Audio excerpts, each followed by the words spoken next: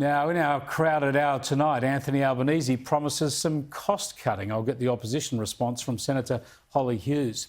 The labour shortage is hurting businesses around the country. Even the snow resorts are feeling the pinch. I'll get an ALP perspective too on the Victorian ministerial departures. Does this leave Dictator Dan in an even stronger position? Also, with Bella de Brera and Gemma Tognini, the 78-word definition of a woman, and how the Miss France beauty pageant has bent to discrimination complaints. Let me bring in a Liberal Senator for New South Wales, Holly Hughes. Good to see you again, Holly. Good evening, Chris. What about Lydia Thorpe? She says it's time to end the colonisation of Australia, and we've got to do all that with a republic and a treaty all at once. Yeah, having a treaty with people within your own nation, I think, is an interesting concept. Well, the Victorians are just doing that with the support of the Liberal Party, your mob. Not all the Liberal Party. Thank goodness for Tim Smith, still in there at the moment, still speaking a bit of sense and holding them to account. But I mean, she is just an embarrassment. The fact that the Greens keep putting her up, and I mean, the reality in the Senate is the Labor Party's got to work with the Greens, and the presumptive independent senator they'll work with is David Pocock, or they have to work with the coalition. So the ALP have to decide what they're going to bring to the Senate. And are they going to have to put up with the Greens as they can... You know, I mean, this lunacy is just getting worse. Well, the government... sorry, not the government, the coalition, on the other hand, I think you'll have to work out what you can deal with in the Senate to approve sensible Labor policy and cut the Greens and the others out of it. And one of those might be tax cuts. There was encouraging news last night when Anthony Albanese gave an interview, and he said he'll stick by the next tranche of tax cuts. Here he is on the ABC. Well, they are legislated, and one of the things that people have a right to believe is that when a politician makes a commitment before an election, they keep it. And I intend to do just that. All right, so that's good. The Prime Minister says he'll stick by those tax cuts. But I noticed today that Adam Bandt is saying the Greens won't support Labor's budget unless they get rid of those tax cuts. So the coalition is going to have to perhaps support Labor's budget ahead of the Greens. Look, absolutely, there will be things that we need to have a look at, because we do need to make sure that's sensible. And as Mr Albanese rightly points out, they are legislated. So people have made plans around their life and future planning based on what they see are tax cuts that have been legislated to come into place. So he is right when he says that. They are talking, though, however, of going through line by line, looking at what they're going to cut. We don't know what that's going to look like. We don't know what they're going to come up with in that space. And it's concerning in the light of them already promising the states that they're going to continue to, you know, fund health for 50%, that they're also committing to a whole lot of additional expenditure in boosting of states. So I don't know where they're going to find these cuts from.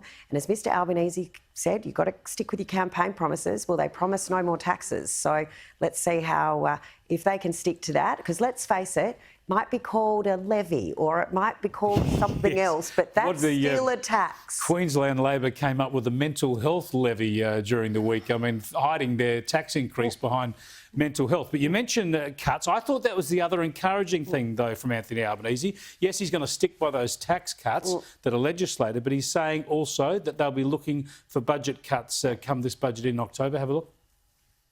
We're going to have to really put the brakes on some of the spending which is there. I've made it very clear there are a range of things we would like to do that we won't be able to do in our first budget. We will also be going through line by line, looking for the waste which is there, and already we've identified a range of measures that were made by the former government that frankly don't stack up. Now, you're going to wait and see what he's going to cut, but it's encouraging to see that he wants to curtail spending, right? That's exactly what we need to get inflation under control. Absolutely, I couldn't agree more. And we have seen record spending through the pandemic, and a lot of that was focused on keeping people connected to their businesses, keeping them connected to their workplace. And that did save an awful lot of jobs, an awful lot of lives and livelihoods through the pandemic. I do worry that sometimes Australians have moved towards a little bit of a I've got a problem, so the government will step in and fix it. Yeah, well, this is one of the biggest problems with the coalition over the last 9 years. You've fed that appetite. Well, I've only been there 3 years, and most of that was the pandemic, and there is a very new shadow front bench coming through. So as I said, we'll wait and see what the cuts are, but I do certainly welcome a reining in of spending. Yeah, so we're looking at a situation here. You know, it's unusual to have a second budget later in the year, but it's kind of timely because of this inflation challenge.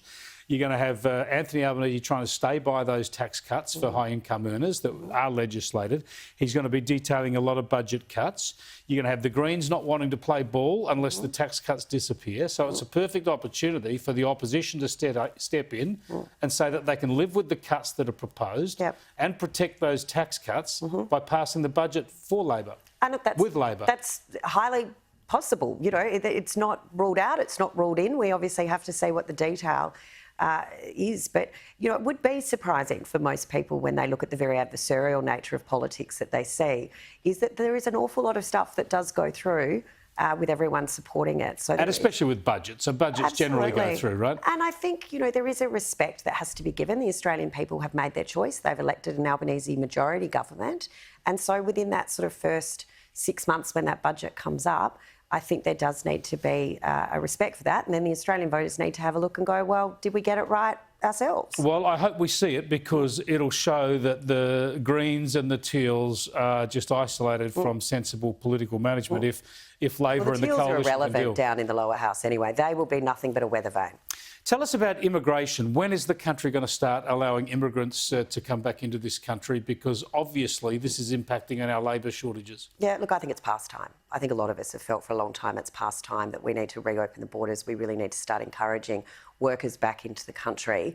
I know in agriculture they are screaming out for more workers, and so much of that used to be done on the back of that second-year working visa holiday that applies for backpackers, if you like, that come out and do that work.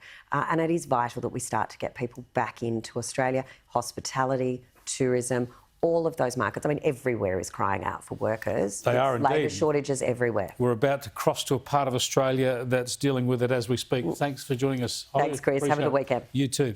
Senator